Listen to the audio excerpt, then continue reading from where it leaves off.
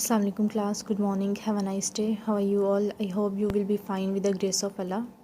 Our next topic is changes due to autonomic nervous system. खुद इख्तियारी निज़ाम असबी के तहत कौन कौन सी चेंजेस हैं जो हमारी बॉडी में क्रिएट होती हैं। तो एज़ यू नो ऑल कि खुद इख्तियारी निज़ाम असबी जो है ये ख़ुदकार निज़ाम होता है, यानी कि ये जितने भी हमारी गैर इरादी हरकत होते हैं जो हम ख़ुद से सरजद नहीं होती हमसे, ठीक है, वो वाली हरकत को कंट्रोल करता है। ठीक है, 24 आवर्स ये वर्कआउट करता है। हमारे सारे जितने भी बॉडी में चेंजेस होती हैं ये सब just because of autonomic nervous system. ठीक है, इसकी वजह से ये हमारी बॉडी में क्रिएट होती है। हमारी बॉडी के सारे फंक्शंस को कंट्रोल करता है, हमारी रिस्पायरेशन सिस्टम को, हमारी ब्लड सर्कुलेशन को, हार्ट बीट को, मैदे के अफ़ाल को, गदूदों के अफ़ाल को, ये सारे निज़ाम जो हैं ये इसी की बदौलत जो है काम कर रहे हैं। तो इस निज़ाम असबी के दो पार्ट हैं, सिंपैथेटिक नर्वस सिस्टम और पैरासिम्पैथेटिक नर्वस सिस्टम। एक अखराजी निज़ाम असबी और दूसरा तख़फ़ीफ़ी निज़ाम असबी।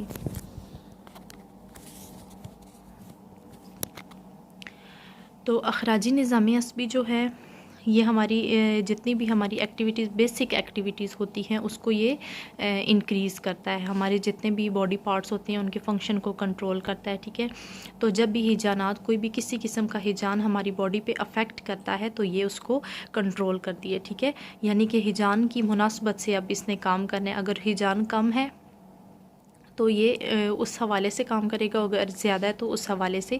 अगर हमारी बॉडी को ज़्यादा एनर्जी प्रोवाइड करनी होगी तो इसी सिस्टम में ये इसकी हेल्प आउट करेगा इसको कंट्रोल करने में। ठीक है, तो ये हमारी बॉडी के डिफरेंट पार्ट्स में एनर्जी प्रोवाइड करता है ताकि हमारी जो जितनी भी बॉडी चेंजेस हैं वो हिजान की मुनासबत से कम या ज़्यादा हो सकें।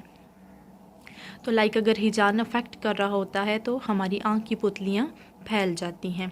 जब हमें ज़ख़म लगता है, कहीं पे भी इंजरी होती है तो हमारा खून जम जाता है, जिल्द पर मौजूद बारीक बारीक बाल जो होते हैं वो खड़े हो जाते हैं शदीद खौफ के हिजान की सूरत में, जिसको हम रोंटे खड़े होना कहते हैं।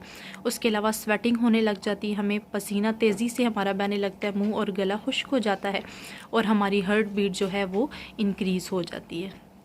ब्लड सर्कुलेशन तेज़ हो जाती है जिससे हमारा ब्लड प्रेशर जो है वो बढ़ जाता है।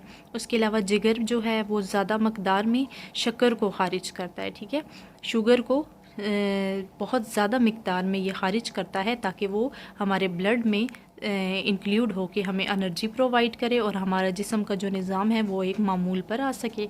हमारे मैदे और अंतड़ियों का निज़ाम भी सुस्त हो जाता है ताकि खून की ज़्यादा मकदार दिमाग की तरफ गर्दिश करे और हमारी बॉडी लेवल पे रहे। उसके अलावा हमारे फेफड़ों की शरेयानें फैल जाती हैं, क्योंकि फेफड़े अगर फैलेंगे नहीं तो ऑक्सीजन की ज़्यादा मकदार जज़ब नहीं हो पाएगी। ठीक है, तो हमारे फेफड़ों की शरेयानें फैल जाती हैं ताकि ऑक्सीजन ज़्यादा मकदार में जज़ब हो सके और हमारी जो रिस्पायरेशन है वो इंक्रीज़ हो जाए। ठीक है, तो अब ये इसकी वजह से ही जो है हिजानी सूरत के अकॉर्डिंग जो हमारी बॉडी में कम या ज़्यादा जो है ये इस तरह से तवानाई का बहुत कभी तेज़ हो जाता है, कभी कम हो जाता है, ताकि हमारी बॉडी लेवल पे रहे और हमारे पे जो सिचुएशन अफेक्ट कर रही है हम उसके साथ डील कर सकें।